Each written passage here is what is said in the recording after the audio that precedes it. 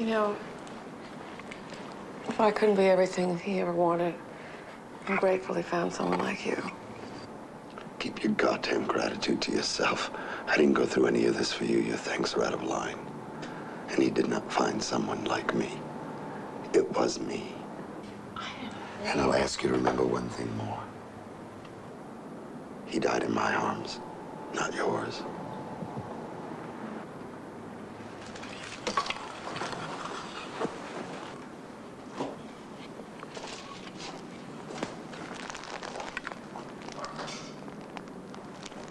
Look.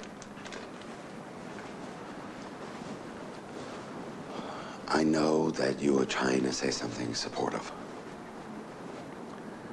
Save your breath. There's nothing that you're going to say that's going to make any of this any easier for me. And that's your fault. Because after 3 years, you still have no idea of who I am. Or maybe you do know and you don't want to accept it. I don't know. I don't care. But at least understand from my point of view who you are. You are my husband's ex-wife. If you like, the mother of my stepson. Don't flatter yourself into thinking you're any more than that. And whatever you are, you're certainly not my friend.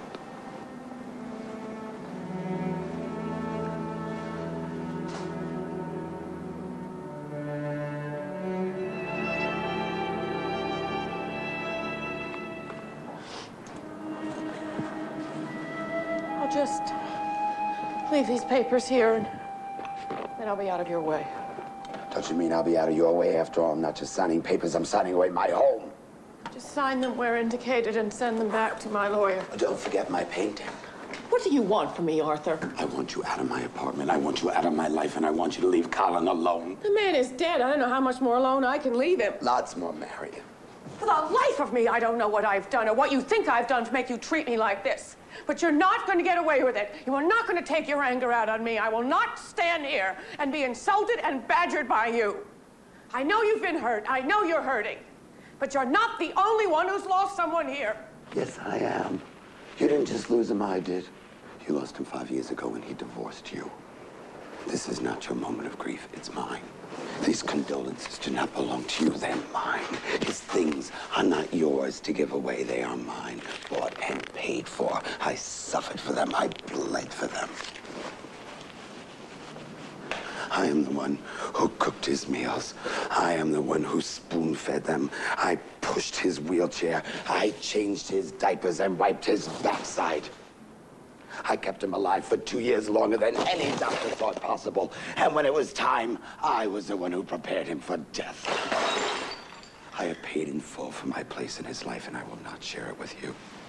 We are not the two widows of Colin Redding. Your life was not here. You have a husband and his son somewhere else. You've got a whole new life sitting there waiting for you, wondering as I am what the hell you're doing here and why you won't let go. Let him go, Marion. He's mine. Dead or alive. Mine.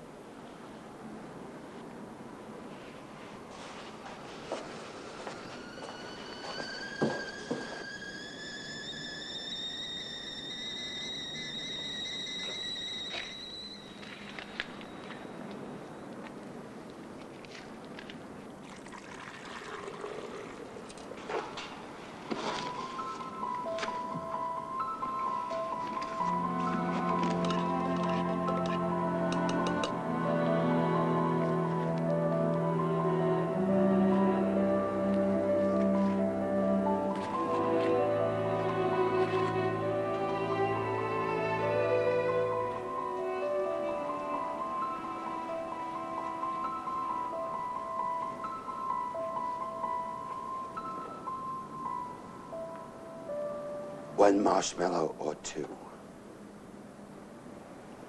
Take 3, they're small.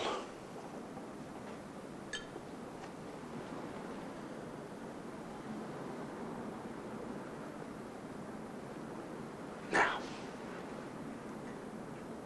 let me tell you how I really feel. Do you think I sold the apartment to throw you out? I really didn't, you know. the expenses here would be too much for you, and I knew you couldn't afford to buy up my half. And I thought if we sold it, you'd have a nice chunk of money to start over with. You could have given me a little more time. Maybe. But I thought the sooner you were out of here, the sooner you could get on with your life. I don't think it was my life that you were worried about. Maybe. Anyway, I'm not going to say that I don't know what you're talking about.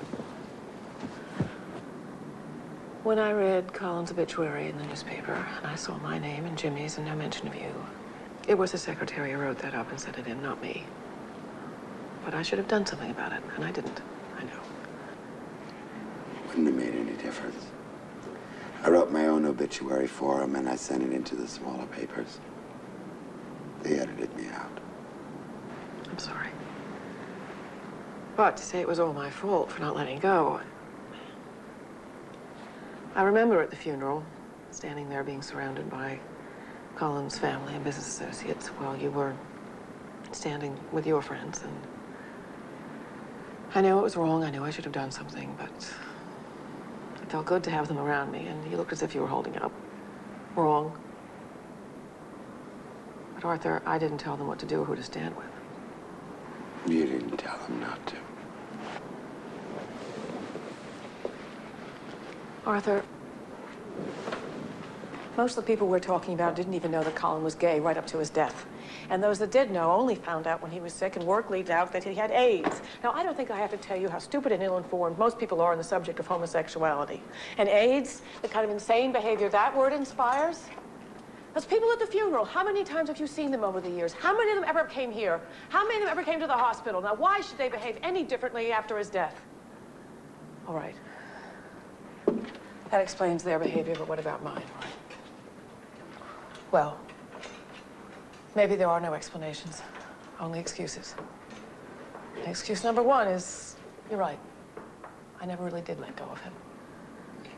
The first year after he moved out, we talked all the time, 2 or 3 times a day. We talked about everything, his new life, his apartment, the men he was seeing. It kept us close. It kept me part of his intimate life.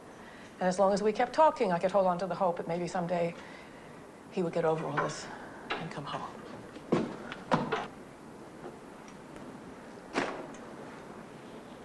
And then he got sick. He called me to tell me he was in the hospital. Would I come see him? I ran. When I got there, I saw the sign on his door. Instructions for visitors of an AIDS patient. I nearly died.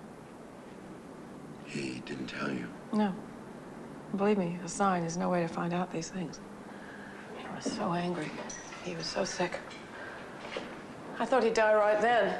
Not from the illness, from the hospital staff's neglect. It was a fight to get them to do anything for him. I didn't blame them. They were scared. I was scared. The whole month he was there, I didn't let Jimmy visit him once. It was stupid. It was asinine. But you learn. Well, he didn't die. And he asked if he could come home with me until he got well. I said, yes, of course, yes. I never thought I'd admit this to anyone.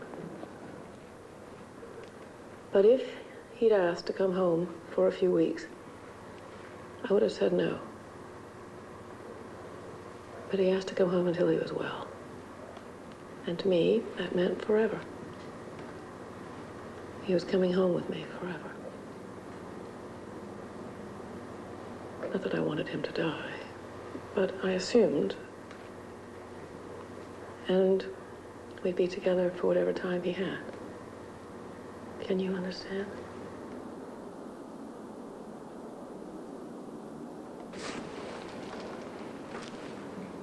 Two weeks later, he left.